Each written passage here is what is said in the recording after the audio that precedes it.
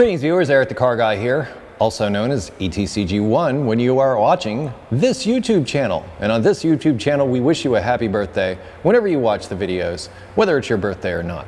Today's topic, test drives are important. Behind me, Barbara Waterman's minivan. In fact, I'm just about to return it to her. This is the last time it'll be in the shop, hopefully for a while.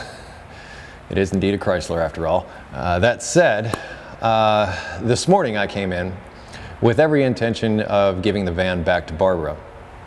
And I'd worked on it last week. I had finished putting the front brakes on, which we were waiting on those parts. They arrived last week, put them on, and that's it. I just let it sit. Well, this morning I came in before delivering the van to Barbara, and I said, you know what, I should probably take it out, one last test drive, make sure everything's good. And I noticed the brake pedal was very spongy. Now, I advocate cracking bleeder valves loose in order to prevent damage to master cylinders. You've heard me say it many, many times in the past. Well, I had to do that on this vehicle. However, the bleeder valve on the left side was all rusted up and I couldn't use it, so I had to bleed it at the line. All that basically comes down to I got air in the system. And I could feel it when I took it out on my test drive this morning. And I just sort of hung my head in shame. Because, well, actually I didn't do that. I was a little more frustrated. This was actually my first time actually meeting Barbara. I've been communicating through email and text and all that, but this is the first time I actually met her. So it's a little weird meeting a customer for the first time. And wanting to make a good impression, making sure everything was right with the van. Like I said, I couldn't give it back to her with that brake pedal the way it was. So I brought it back in, tried bleeding the brakes. Took it back out for another test drive, still wasn't any good. And part of the reason that I had difficulty bleeding the brakes, especially in the rear, is those bleeder valves were completely foobar. And they needed, the only way to fix it was to replace the wheel cylinders. I was bleeding it at the brake lines like I did in the front, but that was not working as well as I'd hoped. So here I am, air in the system, inadequate bleeder valves, and more work to do, and Barbara's on her way in just a couple of minutes. It was stressful to say the least. And I wasn't able to pull it off before she came and got the van. Now, had I done the test drive after I'd finished the brakes last week, I wouldn't have this problem. I could have just walked in, handed her the keys, and have a nice day, Barbara, enjoy your van. But I didn't do that.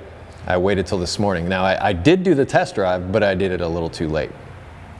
And I'm gonna be honest, I was guilty of this a lot at the dealership. Especially at the dealership. Dealership environments, we've talked about this in the past. Get it done now. And my common practice was, even after finishing services, brakes, things like that, was to back it out. If it stopped, it stopped. I'd pull it over to the car wash line, be done, move on to the next one. I mean, that's flat rate for you. You just gotta move on and move on.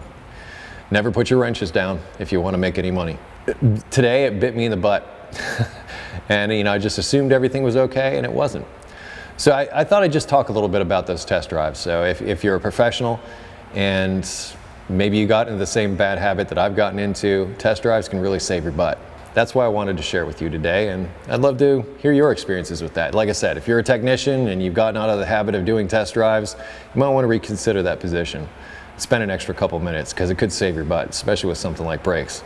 I couldn't give this thing back to her with a spongy brake pedal like this thing had. It just wasn't happening. In fact, we went out on a test drive with it and she didn't like the way they felt, but now it stops.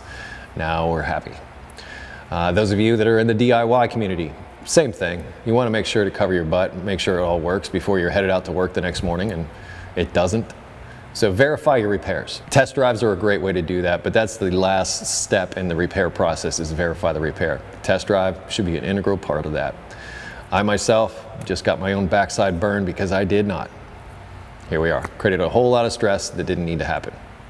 Anyway, if you have automotive questions, I would ask that you head over to ericthecarguy.com, welcome video there, to tell you about what we have to help you with those automotive questions. If you wish to connect with me socially, I can be found on Google+, Facebook, Twitter, now Instagram. Close each of my videos, including ETCG1 videos, with be safe, have fun, stay dirty, and thank you for watching. I'll see you next time.